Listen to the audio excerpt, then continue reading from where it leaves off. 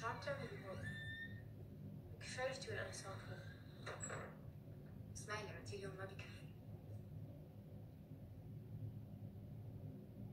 ما بعرف عن ايش عم تحكي. قلت لك مش أنا. مريم خلص اختصري، بعرف انه انت. شكرا بس ما بكفي. شو قصدك؟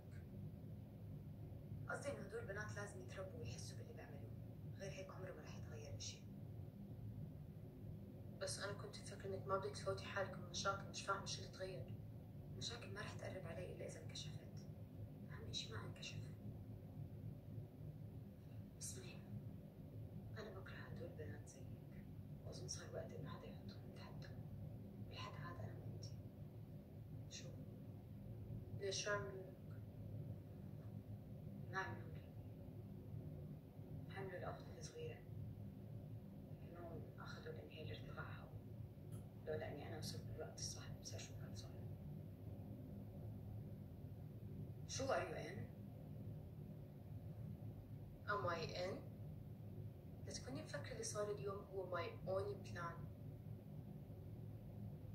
بلان؟ كنت بس عم بحمل اليوم.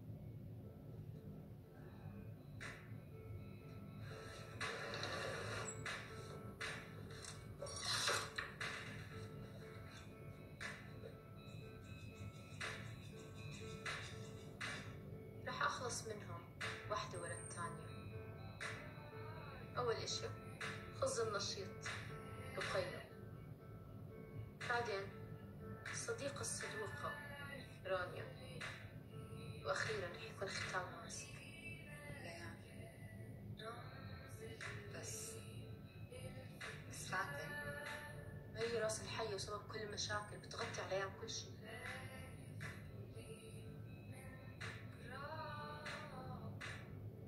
والله رح نربيهم، نتأكد إنهم ما رح يأذوا حدا بعد هيك.